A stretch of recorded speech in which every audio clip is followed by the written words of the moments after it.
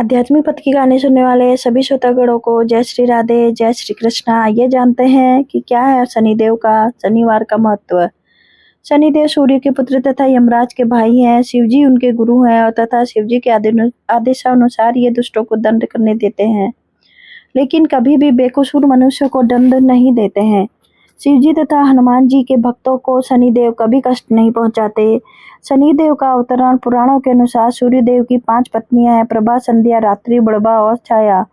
संध्या की 3 संतानें हैं, वैवस्व, मनु, यम और यमुना। ऐसा कहा जाता है कि सूर्यदेव की पत्नी संध्या सूर्य के तेज को सहन नहीं कर पाती थी, जिससे उसे बहुत कष्ट रहना पड़ता था और वह अपने को अंतर्निहित करने का विचार करने लगी। उसने अपने ही रूप रंग जैसी एक प्रतिरूप स्त्री बनाई और उसे छाया नाम दिया।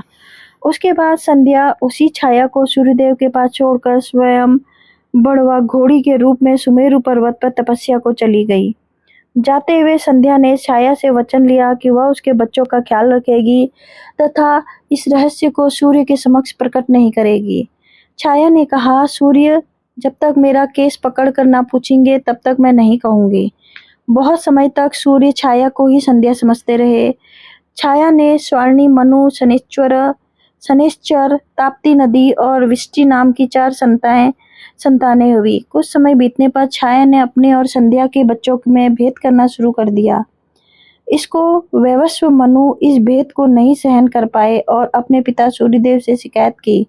तब सूर्यदेव ने संध्या रूपी छाया से इसका कारण पूछा, लेकिन संतोषजनक उत्तर नहीं मिल पाने पर उसके बाल पकड़ लिए और क्रोधपूर्वक सत्य बतलाने को कहा। तब संध्या रूपी छाया ने कहा, आपके वास्तविक पत्नी संध्या अपने स्थान पर मुझे छोड़कर स्वयं बड़वा का रूप धारण कर चली गई है। उसके बाद से ही सूर्यदेव ने छाया और उसके पुत्रों का तिरस्कार करना प्रारंभ कर दिया। शनिदेव के काले रंग और क्रूप होने के कारण सूर्यदेव हमेशा उसका तिरस्कार करते रहते थे। सूर्यदेव ने अपने पुत्रों के वयस्क हो जाने पर एक एक ग्रह का स्वामित्व दे दिया। शनि ग्रह का आधिपत्य शनिदेव को मिला, परंतु शनिदेव सभी ग्रह पर अपना अधिकार चाहते थे। इसके लिए शनिदेव सभी ग्रह पर आक्रमण की योजना बनाई। जब सूर्य के समझाने पर भी शनिदेव नहीं माने, तब सूर्यदेव शिवजी से पास गए। शिवजी ने अपने गणों को शनिदेव को समझाने के लिए भेजा और नहीं मानने पर दंड के लिए कहा।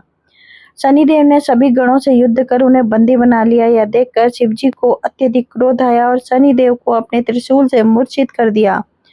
पुत्र की यह दशा देखकर सूर्यदेव शिवजी की आराधना करने लगे और शनिदेव को जीवित करने के लिए कहा। अतः शिवजी ने सूर्यदेव की आराधना से प्रसन्न होकर शनिदेव को जीवित कर दिया। जीवित होकर शनिदेव ने शिवजी की अनेकों तरह से स्तुति की और उनसे विनती की कि शिवजी शनिदेव को अपना शिष्य बना ले।